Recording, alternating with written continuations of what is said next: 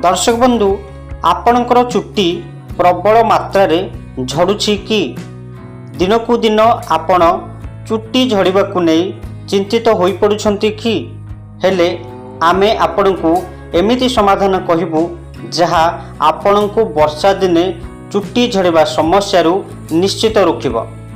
कारण वर्षा दिने आमे अनेक समय रे बाहर को जिबा बेले वर्षा रे ओदा हो जाती जहा चुट्टी पाई खूब क्षतिकारक।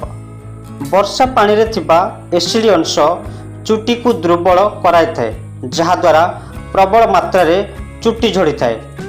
जदि देखा जाए तेबे केवल युवपीढ़ी नुहे विभिन्न वर्गर लोकंकर चुट्टी झड़वा समस्या लगी रही थाए।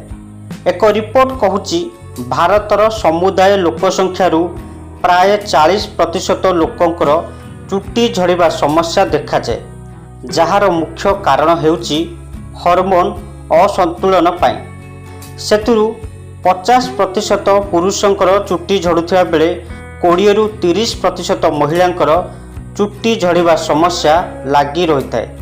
प्राय 7 जन पुरुषंक मध्यरु 1 जनकर चंदापण समस्या देखा दिए एवं 3-4% छोट छुआंकर फंगाल इन्फेक्शन पाई चुट्टी उपुड़ी जाए।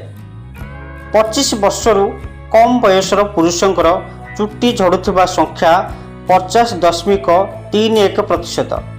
तेबे एपरी चुट्टी झड़ीबार कारण हेउची प्रबल चाप, शोइबारे अनियमितता, हठात ओजन कम।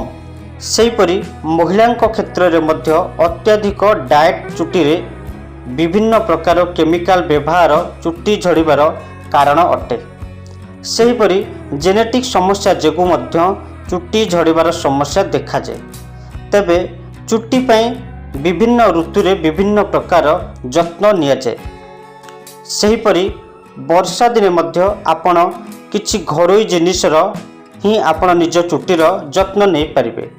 एही ऋतु रे सोरिष तेल चुट्टी पाई बेस लाभदायक। सोरिष तेल रे विटामिन ई, ओमेगा 3 एवं फैटी एसिड रही थाए जहाँ चुट्टी भितरु मजबूत कराई थाए। जदि हालुका उषुम करी आपण यह चुट्टी मूले लगाउछंती ता बेस चुट्टी पाई लाभदायक। एथिरे आपण दही भी मिसाई लगाई पारिबे। लगाइबार 1 घंटा पर एक भल आयुर्वेदिक शैम्पू द्वारा चुट्टी धोईदेवे। देखिए किछि सप्ताह भितर आपणकर चुट्टी झड़ीबा समस्या बंद हो जिवो। दर्शक बंधु आमर ये छोटिया भिडियोटी जदि आपण मानकु भल लगी दयाकरी लाइक करी आम चैनल को नुआ करी आसते दयाकरी टिके सब्सक्राइब कर दियंतु।